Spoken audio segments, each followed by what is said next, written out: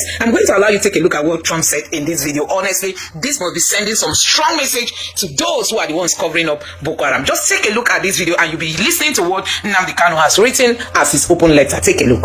They have a bunch of dishonest people. They've created ISIS. Hillary Clinton created ISIS with Obama. Created with Obama. About it, and some of the things that we found, which are shocking, billions and billions of dollars in waste, fraud, and abuse. And I think it's very important, and that's one of the reasons I got elected. I say we're going to do that. Nobody had any idea it was that bad, that sick, and that corrupt. And it seems hard to believe that judges want to try and stop us from looking for corruption, especially when we found hundreds of millions of dollars worth, much more than that, in just a short period of time. We want to weed out the corruption, and it seems hard to believe that a judge could say, we don't want you to do that. A U.S. Congressman, Scott Perry, made headlines by alleging that USAID funds were funneled to Boko Haram and other terror groups. So this claim has sparked debate about oversight mechanisms in foreign aid distribution.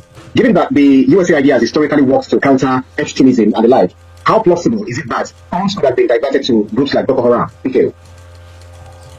Well, I do not have evidence to support what Scott Perry, the Republican congressman from Pennsylvania, said. But America has a history of subversion, a history of making life difficult for third world countries, especially countries that are doing well, that the leadership shows a good level of independence. And there are things that have happened that will make me believe that indeed Scott Perry was saying the truth. Sometime around 2011, Nigerian clergymen led by Orisha Jafo, who was the leader of CAM and PFN, went to the US Congress and presented a paper pushing for the American government to designate Boko Haram as a terrorist group, so that its funding can be frustrated by the US government. They campaigned on the floor of the US Congress, but the Americans declined. They refused to designate Boko Haram as a terrorist group. In fact, the then US envoy to Nigeria, on the floor of the Congress, disagreed with the Nigerian clergymen led by Orisha Jafo. And there are three US agencies that naturally should agree on such a matter: the State Department, the FBI, as well as the CIA. Now, what we saw was that the State Department opposed the idea of designating Boko Haram as a terrorist group, that its funding should be tracked so that it will be denied of the oxygen that it needed desperately to continue its killing campaign in Nigeria. Churches were being attacked. Remember the Christmas Day bombing? Churches were targeted. So it wasn't a surprise to me that those Christian clergymen felt it was necessary to take the campaign to the US to see what they could do to help us stop the funneling of funds to Boko Haram. You know, Boko Haram was Boko Haram, led by Shekau, became affiliated to ISIS, and for that reason, it was naturally entitled to funding by ISIS. And Boko Haram even adopted the ISIS logo. So you see the ISIS logo on this map.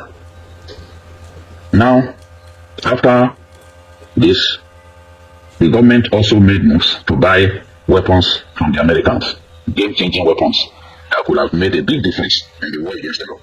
The Americans bluntly refused to sell weapons to Nigeria, citing the so-called Leahy Law, which, in their view, the weapons could be used to kill people who are not terrorists, could be used to attack activists, for democracy activists, and the rest of them. They didn't sell weapons to us. And when we tried to buy weapons through the third party, I remember the Chinook helicopters, the US Chinook helicopters has the capacity where it can be used for troop extraction, and it can also be used, it can be fitted with a gunner, so it can be used in offensive capability. It can also be used to as an air ambulance. So this Chinook helicopter was very, very important.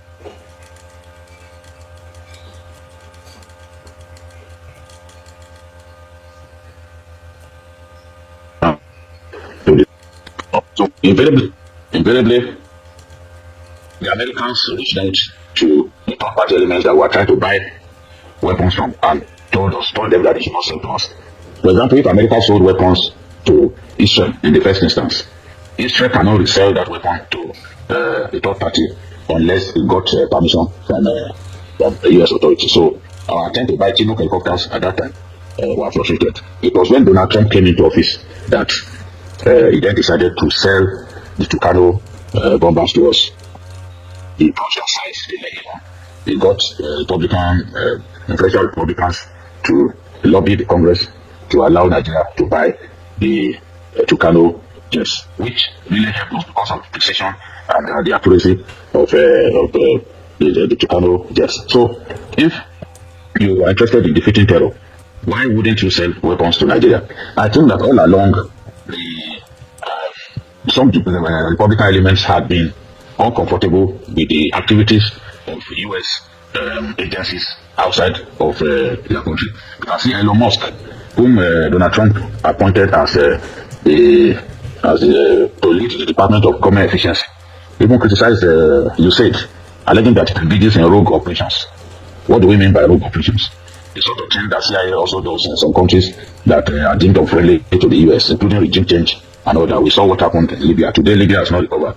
All the kind of things that we are talking about happened in Syria. It happened in Yemen. It happened in Sudan. In all of these countries, we've seen how the Americans have been trying to make sure that peace does not reign in those countries. And don't forget, in November 2009, the Americans requested to be allowed to set up a permanent base in Nigeria. Of course, our president at the time, Umar Yar'Adua, declined. Said he was not going to agree to that. And not long after that, Boko Haram activities were stepped up, and Nigeria has not recovered from that. Now, the USAID has reported that he spent 2.8 billion naira on Nigeria between 2022 and 2024. But people are asking the question, where is the evidence of this kind of money? Perhaps this kind of money was part of what was used to sponsor insurgency within our country. So when a congressman from America, this one is not a Russian, when an American says this is what our country has been doing, then we have no reason in the world to simply dismiss what they are saying. On the 20th of January, Donald Trump issued an executive order suspending all U.S. foreign aid for 90 days. And in doing that, he cited concern about global destabilization among other concerns. So Trump was worried that some of the so-called foreign aid that America gives countries are actually being used to cause crisis across the globe, what we call global destabilization. And nobody is actually doing sufficient vetting to ascertain that these monies are not going into the hands of establishment bandits and other people, including terrorists. Between 2014 and 2023, you said release 7.8 billion to Nigeria. Now, it claimed that in 2024 that he spent so much money on education, humanitarian affairs, and the rest. But the usage has continued to come under attack for allegedly funding organizations linked to terrorist groups. You know what I'm talking about. You can Google as I talk. What is californium? Californium is a state in the United States. No, it's a precious stone. Oh, not California. That's why I want to tell you this. Californium. Californium in today's market. Google and tell me the price before I finish talking. In today's market today, in the world market today, one may ask, in Borno State, there is Boko Haram. There are areas that are still mined, now no-go area. The weather is harsh. It's very unfriendly. It's a small place. But there is something the international community with the connivance of Nigeria. Every day you have NGOs coming into, and they are hiring houses from 10 years, 20 years and above. And once you give them the price, they don't ask, they just pay. What are they doing? Why are most of them coming with satellite telephones? Yeah. Why are most of them coming with PCs that are working with the same satellite telephones? Computers that are working directly with satellite. How come You don't most of them come under the guise of supportive activities to the poor? They are giving them medication. Did the Ministry of Health bother to discover the type of medicine they are giving to the poor? How come there is increase in kidney and cancer, kidney and liver and cancer problems in Borno? How come it is attacking old people? How come the NGOs live in the wee hours of the night where soldiers dread to go? Police, security men cannot go. They go. This californium, do they take per day? How much is a gram of californium in world market today? Who has Google to know? 27,100,000 per gram. $1 million. I didn't say naira. Yes, it's the most expensive thing. Do we have it in Nigeria? In abundance in Borno State. That's what started the Boko Haram. That's the game. Are we aware? How can we be ignorant of our country, of our place, of what God has given to us? If we don't know your country, what type of leadership are you coming to give? You are a liability if you don't know. How can we be supporting ignorance to say that's where we search for leadership? What can we do about it? Somebody should read it out. How much is californium? Okay. Californium is... Talk to the mic properly. Californium is $27 million per gram, not kilogram. So how many grams is in a kilogram? 1,000. 1,000 grams makes 1 kilogram. And 1 gram is 24 million. $27 million. So 1 kilogram is the most expensive. You know when I knew this? 1996. And one of the offenses we committed to some big men is getting to know this. We were tagged enemies, and it should not be known. 1996, I was tagged. Remember, at that time there was the first campaign against me in Concord newspaper, front page, the Iron Man behind Abacha. That was the beginning on how to destroy me. And all for Nigeria. And I'm doing it for our well-being. If you sit down and say Kuwait is rich, how can we be seeing our relations, our parents? Whosoever you are, a mother is a mother. You see mothers carrying wood, and that's your mother. If you laugh at her because she's poor, she's your mother. You see an uncle trekking some without shoes into the farm, toiling the soil. That's your father. It doesn't matter which part of Nigeria he comes from. It doesn't matter whether he's a Muslim or Christian. These are our parents. How can we have these riches and be seeing poverty all around us and we think we are comfortable? What am I going to tell God Almighty? I'm a deceit? I'm a liar? It is better I offend any person in telling him the truth and standing by it than to offend God Almighty. That's the way some of us are. That's why we're not friendly with some of them. The Niger Deltans are not drinking good water, no hospital. In fact, Niger Delta, let me tell you one of the little homework we have done. Out of numerous that you are aware of, you know spillage that you see in Niger Delta? This oil spillage is deliberate. Oh, it's deliberate. It's a game. Let me tell you what it is. You know these rubber plants, the plants, yes, is harder coming from water, correct? Yes. Once there is spillage and it stays beyond a month, part of it becomes rotten and hardened. And then when money is paid for environmental cleaning, that plant in itself that is soft in oil, they will now take it along. No, take it along. And when it is now regrilled, refiltered, is the best energy for nuclear plants. So that is to say, environmental degradation, environmental pollution is an investment at the expense of our mothers, at the expense of our fishermen in South, at the expense of their health. And who has ever spoken about this? I'm sure you never heard of this. Are we getting educated? Yeah. Are we getting educated? Yes, sir. That's why some of us, I know I'm a northerner, and I know how much we invested in getting to know the ills and the abuses against our people. In South, there are many people unconsciously are being used against the environment. Little money, weapons, drinks, everything goes. But they are killing the country. They are killing the family. Look at the health. Go to Port Harcourt, take your bath. Come out and see. Come out. 10 minutes after, take handkerchief, clean your face. That is what you are inhaling into your lungs. For how long? How much of this health hazard is affecting people? How much have we done in cleansing the environment? How much have we invested in having clean air? Since 1965, drilling is going on. We don't care about the health and welfare of the people. What is our name? You have too much money, and when you are to use it, a certain foreign country will tell you never. And so we have the resources, but then the resources is owned by animals. That's the way they see us. How can we accept that? You know what I'm talking about. You can Google as I talk. What is californium? Californium. Is a state in the United States? No. It's a precious stone. Oh, not California. And that's why I want to tell you this. Californium. Californium in today's market. Google and tell me the price before I finish talking. In today's market today.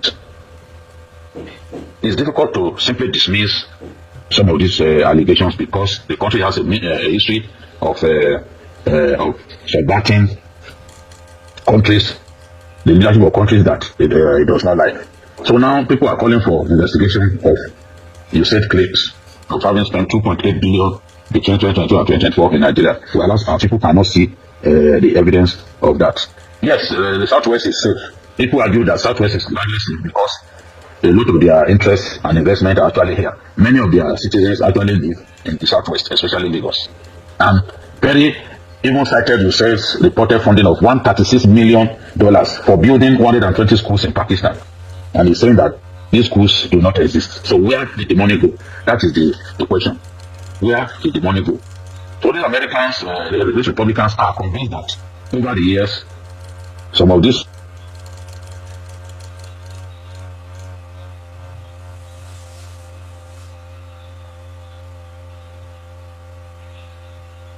Look at Sudan, for example. Look at what is going on in Sudan. Look at a country like Somalia, where you expect that people share the same religion, the same ethnicity, and people will be able to come together as one people. But there's no peace. Somalia is 100% Muslim. Yet, there's no peace in that country, and they continue to fight one another.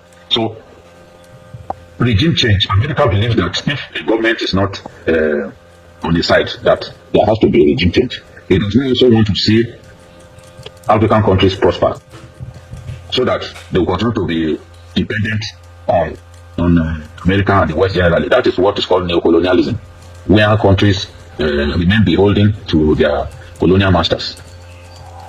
So I believe that the claims by the USAID has to be investigated thoroughly. The claims made by Scott Perry, the U.S. congressman, has to be investigated. Because the perpetual insurgency that is going on in our country has, in my view, there is foreign involvement in the perpetual insurgency going on in our country. And we do not have to look too far. The Americans are only interested in their interest. They want to continue to be the ready-made market for people in our country. As our people are going abroad, in the name of Japa, or what many people will call economic migration, it makes them happy because they do not want the continent of Africa, where more than 2/3 of the big resources of the world, mineral resources, are located. They do not want stability in those countries. They will rather sponsor insurrection, insurgency, so that those countries will not have peace. Because if they have peace and they have a succession of leaders, they know that they will not have any reason to depend on the West. So I believe that the claims made by Scott Perry, made by Elon Musk, are claims that are not far-fetched. Absolutely. Investigated. Yes. That's right. So the U.S. has spent billions on counterterrorism efforts in Africa, including through programs like the Trans-Sahara Counterterrorism Partnership. So if USAID funds were indeed diverted, what does this say about the effectiveness of U.S. counterterrorism strategies in Africa? And how should African countries, especially ECOWAS, respond to this, especially in the wake of the Sahelian countries like Burkina Faso, Mali, is it Chad, that are kicking out France on a very similar allegation? Yes, France will claim that it loves its previous colonies, but everyone knows that all France is doing is simply to exploit those countries. They are exploiting the resources of those countries. They want to have unfettered access to the mineral resources of those countries. Now, those countries are becoming wiser now, and they know that for their own prosperity to be assured, they need to expel the French from their countries. It's happening one after another. These African countries are turning against France because you can see that the French have nothing to offer other than promoting violence, promoting instability in those countries. The people have a right to determine who their leaders should be. Not the French, not the Americans, not the Britons. And I know that this concerns that Scott Perry addressed will not simply be brushed aside. And Elon Musk also said the same thing, that they are carrying out rogue operations similar to what the CIA does. So all of the money that they claim that they have spent in Nigeria, people can't see all of this money. If you released $7.8 billion to Nigeria, if you claim that you spent $7.8 billion between 2014 and 2023, then we need to see what exactly these monies are spent. That is the point. Otherwise, one will be led to believe that a good portion of the money had been used to indeed sponsor terrorism, sponsor instability in Nigeria, just as we are seeing in Mali, Burkina Faso, many of the countries not far away from us. Right, so let me take one or two comments. Evangelist Julian Samorobi says, only God knows what Boko Haram would have done to Nigeria and West African nations if Donald Trump didn't help Nigeria with weapons. Promise John says, Obajide, good evening. You are doing a great job. May God continue to bless you. Amen. Evangelist Julius, okay, he said, Abdullahi Kashim, Ibrahim says, well done, Obajide. Keep doing the good work. May God bless you with a long life, best of health, and a prosperous future. Amen. Oluwole says, okay, knowing what they have done at other countries in destabilizing them, they can definitely do this to Nigeria as well. Nelson at the first says, I'm not convinced that the claim is true. However, Scott Perry and Elon Musk should be investigated because we should be aware and alerted of the national blackmail to win the hearts of Nigeria and Africa. So another comment from another source, James Patterson says, if this is true, it wouldn't be the first time the US has played both sides. They fund conflicts and then swoop in as saviors. Classic imperialism. Fatima Hassan says, so the US can send billions to fight terrorism, but also accidentally fund terrorists. And we wonder why Boko Haram keeps resurfacing despite all the so-called counterterrorism efforts. And okay, so my question to you, Bikio, I'll take other comments later on. If this allegation, do you think this allegation is far-fetched, especially considering the U.S. government's continued funding of the Israeli regime under the Benjamin Netanyahu, providing bombs and ammunition that have killed thousands of women, children, aid workers, and journalists? Despite Netanyahu ignoring the ICC's invitation, he still enjoys unwavering U.S. support. So given this patterns of U.S. double standard, could it be plausible that American aid, whether through USAID or other channels, have inadvertently or deliberately ended up in supporting terrorist groups like Boko Haram? Looking at some of this that we're seeing on the international screen, like Al Jazeera, BBC, and some other Western media, bringing us this news as they happen. You see, whether we like it or not, some of the actions of Israel are terrorist in nature. When you bomb habitations of kids, of women, that's no longer a war. It's a genocide. And there have been so many of such cases reported. Video evidence provided and all that. Sometimes even journalists are targeted and killed. Like journalists from Al Jazeera, once they know that, these people will not see things their own way. And America continues to support Israel. Just look at what Trump said recently, that he was going to relocate the people of Gaza. And he was telling the Jordanians to be ready to receive them. Why would any world leader speak in this manner? And he has also issued direct threat to Hamas. I do not like Hamas, and I believe that a lot of their leaders are fear-faced terrorists. But you can also not fail to recognize the fact that in that region where they found themselves, the barrel of the gun actually rose. So some of the actions are dictated by the actions of Israel that has occupied their lands for many years. Israel fights with the Arab states, and when it wins, it seizes their land and begins to build buildings on such lands. The Golan Heights, for example, Israel seized it from Syria after the 1967 war. And despite all United Nations resolutions, they refused to return those occupied lands. And America would always back Israel. When there's an attempt to hold Israel account, America will use Israel to protect Israel. So many people thought that Trump come to whip Israel into land. They've been disappointed because you can see the bare-faced support for Israel that Trump has demonstrated, even punishing a United Nations agency for taking a stand against Israel. So the Americans, just like the French, are hypocrites. Anybody who believes them or believes that they cannot subvert African nations is somebody who is very poor in history. Some of Africa's best leaders have been eliminated because they felt that they were too radical. Patrice Lumumba comes to mind. Yes, Patrice Lumumba comes to mind because he was just too radical. You know, they will take out such a person. Look at the problem that it caused in Libya. After trying to cause regime change, by other means, they eventually declared the war. They left that country. Yes, they left that country in a bad state. And when they chase away these leaders, they give us terrible leaders in return. Look, can you compare Blaise Compaoré with Thomas Sankara, president? Because that was the direct opposite of Sankara. So they do not mean well for us. Everybody who, if their own countrymen are questioning where the so-called funds are being used, and they are saying, okay, they said they built projects, 120 schools in Pakistan, and there's no evidence that any school was built. You will know that it was just a small screen to funnel money to anti-government forces, to terrorists, to ensure that stability reigns in that country. And Pakistan is not far from Afghanistan, so they can actually move money from there to cause disruptions in neighboring Afghanistan. So they do this. They've been doing it for long. But it's just recently that an American will come out to say, no, this is what you've done. And he gave instances. He gave instances. So I'm convinced that to a large extent this is true.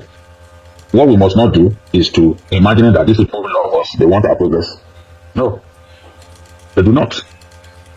And they have no business getting involved in the leadership of our country, trying to determine who rules us, which leader emerges. You can imagine when John Kerry came to Nigeria, John Kerry had made up his mind, just like the Americans, that there has to be regime change, that Jonathan had to go. I'm not saying Jonathan's government was a perfect government. Yes, corruption was right. But it's not in America's place to come and determine who our next president should be, or whether there should be regime change in Nigeria. It's not in their place. The same people refuse to sell weapons to us. They call Obama an African president from America. But what did Obama do for us? Obama refused to sell weapons. There are people who caused the crisis in Libya, and now they've not been able to solve the problem. The country is broken into different parts, ruled by gunmen. That's a country with stability. They succeeded in creating crisis, and then they left the place. They've done the same thing in Syria. They've done it in Yemen, Sudan. I do not have the evidence that this is what is going on, but I have no reason to dismiss what the American congressman has said. I have no reason at all to dismiss. Right. Vicky, are you there? Yes. That's right. That's right. So let me take one of the comments and then ask my last question because of our time. Okutum says the fact that they never designated Boko Haram as a terrorist group, that is unacceptable. When America did sponsor terrorist group in Syria, what did we expect? Evangelist Julius. Okay, no. Nelson Adker says Evangelist Julius. Okay, no. I think some people are actually attacking themselves here. Okutum also said America is my chancellor of the time of the Galactic Republic in Star Wars, but also the Dark Lord, using the separatists to attack the Republic. Most bless America. Okay, so Nelson Adker says, Vicky, please go and lecture history in universities and write books on history for secondary school students. You're wealthy in history, even across the world. Thank you very much, Vicky. You can hear that. So they are requesting that you take on additional task beyond seeing you analyze, trending issues on TV and online. Timothy Adebita says, thanks, Vicky, for the insightful and great analysis, as always. They're very much appreciated. And also, let me take this comment here.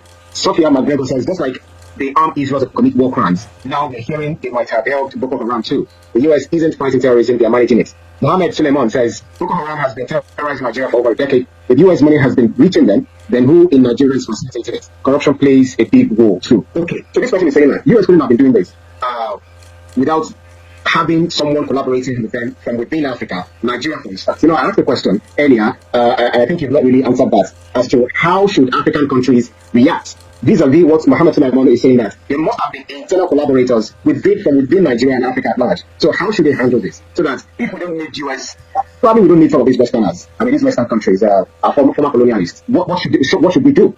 Nikhil, final question. We have to look for internal means to solve our problems. We need good leadership. Nigeria has no business taking aid from these countries of the world because we are too blessed as a country. We are blessed with fantastic weather. We are a country that's going to feed itself. If Indians can feed themselves, if Indians can grow as much rice as they are growing, What is our problem? 2 states in Nigeria can grow all the rice that we need. Just 2 states, Niger and Borno State. They can grow all the rice that we need. Kaduna State and probably 2 more states can grow all the maize that we need. You go to the Saminaka area in Kaduna, they grow maize on a very big scale. If we have good leaders, the potential of our country is tremendous. But we've never really been fortunate to have the kind of leaders that can make tremendous change happen in our country. We don't need aid to many of these people, any of these countries. And when they talk about internal collaborators, of course, we do have 400 Boko Haram, founders of Boko Haram were arrested in UAE and sent to Nigeria for trial. 400, I'm not saying 40. People were sending money to Boko Haram for them to continue to destabilize our country. 400. UAE arrested them, sent them to Nigeria. If it was charged, by now they would have executed all of them. Those that charged, arrested for being members of Boko Haram, they didn't waste time. They were killed by firing squad. So there are collaborators within Nigeria and outside of Nigeria. Those ones were sending money from UAE, sending foreign exchange to Boko Haram to fund terrorism, and these guys were arrested and sent to Nigeria. So we want to see our country jail those people so that others can learn. So the Americans, there's no way they will use people from within our country. You know, look at what Scott Perry said. Somebody else got the money. You are paying for terrorism. This has got to end.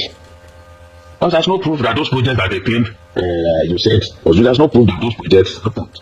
He said there's no school. They claimed they built 120 schools in Pakistan. I said there's zero evidence. Let somebody else fact check him and show to the world that he lied. So if there's no evidence of such spending, then where did the money go? I don't think true patriots will get up and lie against their country. That's why I'm worried. That's why I'm worried.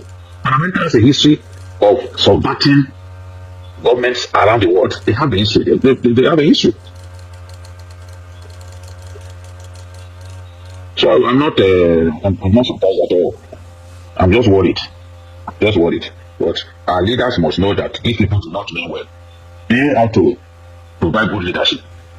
Good leadership will bring about real growth and development, and we won't need these foreign powers. We won't need them. We need homegrown solution to our problems. We won't need them, and we don't need them. That's right. Richard Cohen says if USAID is guilty of this, then every Western aid agency needs to be scrutinized. How much of this so-called humanitarian assistance is really just geopolitical manipulation? Amina Yusuf says the US funds Israel's war crimes and now possibly Boko Haram. Africa needs to wake up and stop relying on Western aid. It's never truly free. Anthony Rodriguez says this is why so many don't trust the US government. They claim to fight terror but always seem to be involved in funding it. Wake up, people. And then finally, Festus Iyobosa says if Obama cannot come and explain to Nigerians how they fund Boko Haram, well, Evangelist Julius Mario says we really need visionary leaders. Nigeria, Africa has what it takes. Players of the Nature says they didn't build any school in Afghanistan. The American government is like this from Nicaragua to Chile and Panama. Well, that's our show for today's edition of Issues with Jide. Special thanks to you, Babajide Oladitutoju, for those insightful analyses, as always. Open letter to the general public B. Mazi Nnamdi Kanu. To all men and women of goodwill in Nigeria and beyond, I write to you today not as a mere defendant in a case but as a man whose fundamental rights have been trampled upon, a victim of gross injustice orchestrated by a government sworn to uphold the law. I have remained silent for too long in the face of relentless persecution, but the events of recent days have compelled me to take this extraordinary step, an open letter to expose the fraudulent and unjust treatment meted out to me since my extraordinary rendition in 2021. The unlawful proscription of IPOB. In a landmark ruling on March 1, 2017, the Federal High Court in Abuja declared unequivocally that the indigenous people of Biafra, IPOB, is not an unlawful group. This ruling, based on the legal principle of proof beyond reasonable doubt, was widely publicized and can be verified. Any government that respects the rule of law should have followed due process if dissatisfied. Instead, the then Attorney General, Abubakar Malami, and the late Abba Kyari orchestrated a backdoor maneuver to proscribe IPOB as a terrorist organization in an ex-party proceeding, one conducted without my knowledge or representation. This blatant act of judicial fraud set the stage for the continued persecution of IPOB members and millions who identify with our cause. The violation of my fundamental rights. On October 26, 2022, the Federal High Court ruled that my extraordinary rendition and continued detention were unconstitutional. The judgment explicitly stated that my abduction in Kenya, my forced return to Nigeria, and my inhumane treatment amounted to a brazen violation of my fundamental rights to dignity and life under Section 34, 1A, of the 1999 Constitution. The court ordered the government to issue an apology and pay compensation. In any lawful society, such a ruling would have ended my unlawful detention and prompted a meaningful engagement on the self-determination struggle that led to this crisis. But in Nigeria, the rule of law is a mere illusion, ignored at the government's convenience. The disregard for court judgments.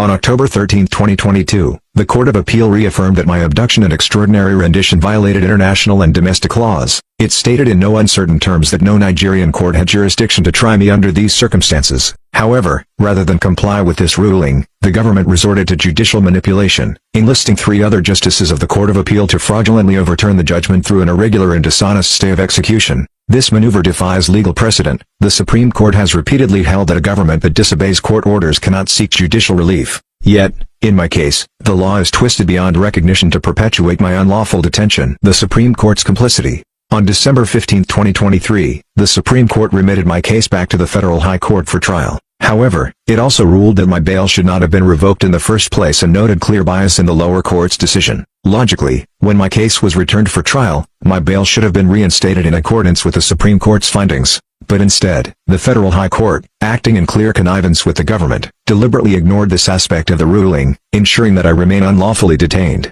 This is a direct violation of Section 287 of the Nigerian Constitution, which mandates comply. A call to the public and the international community. What is happening to me is not just about Nnamdi Kanu, it is about the future of justice and the rule of law in Nigeria. When the judiciary becomes an instrument of oppression rather than a guardian of rights, no citizen is safe. My continued detention despite clear court orders for my release is a travesty of justice that should concern every right-thinking individual. I call upon the Nigerian people, the international community, and all advocates of justice to take notice. This orchestrated judicial fraud must be exposed. Nigeria stands at a crossroads. Either it upholds the rule of law or fully embraces tyranny. The choice remains in the hands of those who believe in justice and freedom. So guys, you have seen what we are saying about, terrorism in Nigeria.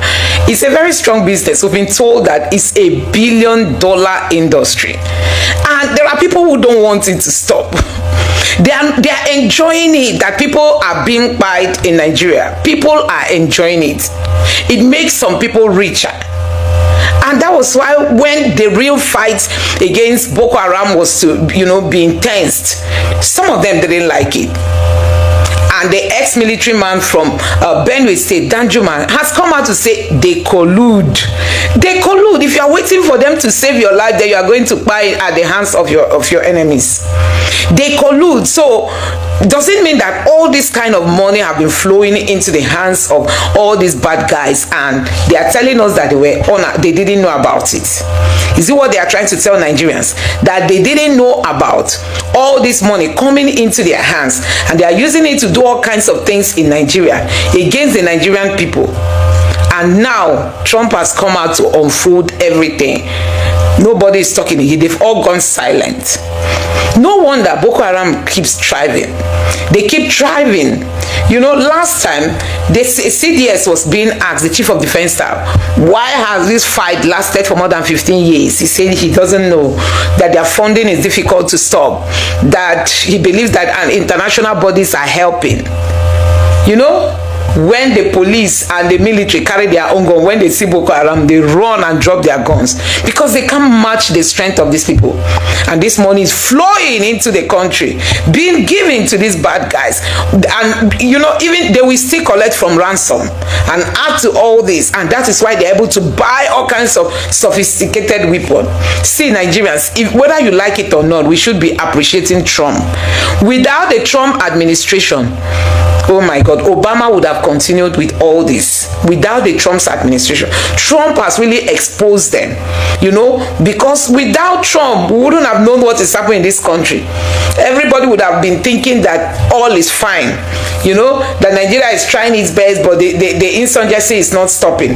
You will not know that there are people behind it. I just pray that the next investigation will be unfolding and naming all Nigerians who are involved, who are either the ones, channeling the money directly into the hands of these bad guys. Let deeper investigation be done. We want to know, how does this money, because the money does not fly. Okay, even if the money gets to Nigeria, at least it